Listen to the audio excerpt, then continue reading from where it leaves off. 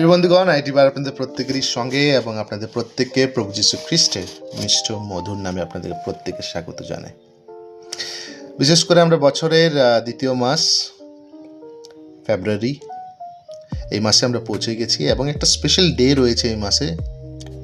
জগতের প্রত্যেকটা মানুষ এই স্পেশাল ডেকে পালন করবে এবং 14 তারিখে ভ্যালেন্টাইন্স ডে আসতে চলেছে এবং অনেকজন মেয়ে ছেলে এবং ছেলে মেয়েকে প্রপোজ করবে এবং জানানোর চেষ্টা করবে যে তারা পরস্পরকে কত ভালোবাসে।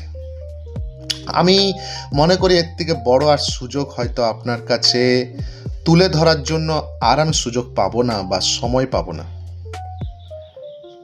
কারণ জগতের যতই আপনি বড় ভালোবাসার ক্রিয়া সকল দেখে নেন মানুষদের মধ্যে, সেই ভালোবাসা অল্প খানিক, সেই ভালোবাসার কোনো দাম নেই।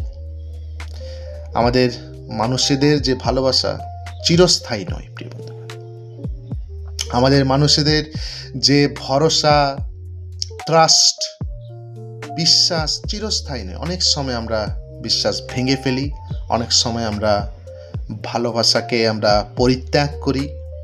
আমরা চিরস্থায়ী বা চিরকালের জন্য ভালোবাসতে পারি না। অনেক সময় আমাদের ভালোবাসা অনেক সময় কমে যায়, অনেক সময় আমরা ভালোবাসা ভুলেই যাই। মানুষদের মধ্যে সেইভাবে ভালোবাসা কিন্তু চিরস্থায়ী কখনোই থাকে না, কিন্তু একজনের ভালোবাসা আপনার জন্য চিরস্থায়ী প্রিয় বন্ধুগণ, এবং সেই ভালোবাসার জীবনও আপনার প্রতি কখনো বদলে যাবে না। তিনি সব সময় আপনাকে চিরকালের জন্য সমানভাবেই তিনি ভালোবাসবেন। তিনি হলেন প্রিয় বন্ধুগণ প্রভু যীশু খ্রিস্ট। আজ থেকে 2025 বছর আগে তিনি এই জগতে মানুষ হয়ে এসেছিলেন, অর্থাৎ তিনি আপনার এবং আমার সৃষ্টিকর্তা তিনি ছিলেন। অর্থাৎ বলতে পারেন পুরো সৃষ্টির ঈশ্বর, জগতের সৃষ্টিকর্তা, আপনার এবং আমার ঈশ্বর, যিনি আপনাকে এবং আমাকে বানিয়েছেন, তিনি মানুষ হয়ে পৃথিবীতে এসেছিলেন। জানেন কেন? নিজের ভালোবাসাটাই দেখানোর জন্য, নিজের ভালোবাসাটাই জানানোর জন্য, নিজের ভালোবাসাটাই বর্ণনা করার জন্য যে আপনাকে এবং আমাকে তিনি কত ভালোবাসেন। তিনি কালভেরি ক্রুশে মারা গেলেন, নিজের পবিত্র রক্তকে তিনি ঝরালেন।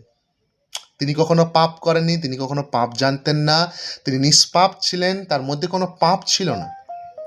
অর্থাৎ পাপ করার স্বভাব আপনার মধ্যে এবং আমার মধ্যে আছে, এবং সেই পাপের বেতন কালভেরি ক্রুশে তিনি দিতে এসেছিলেন।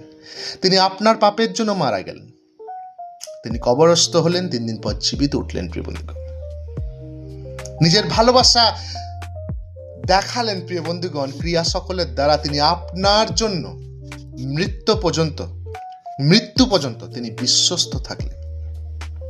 তিনি শুধু মারা যাননি প্রিয় বন্ধুগণ, তিনি 3 দিন পর তিনি ফিরে এলেন।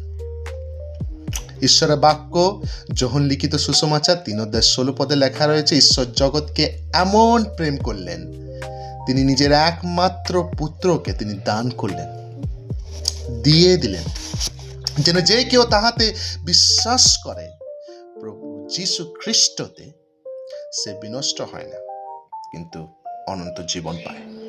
প্রিয় বন্ধুগণ, এর থেকে বড় ভালোবাসা পুরো ইতিহাসে আপনি কোথাও দেখতে পাবেন না।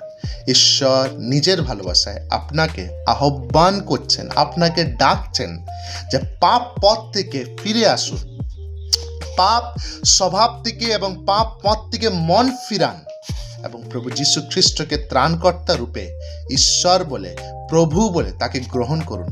আপনি নতুন জীবন পাবেন, এক শান্তিময় জীবন আপনি লাভ করবেন, পাপের ক্ষমা পাবেন এবং মারা গেলেও প্রিয় বন্ধুগণ নিশ্চয়তার সঙ্গে আপনি স্বর্গ লাভ করবেন।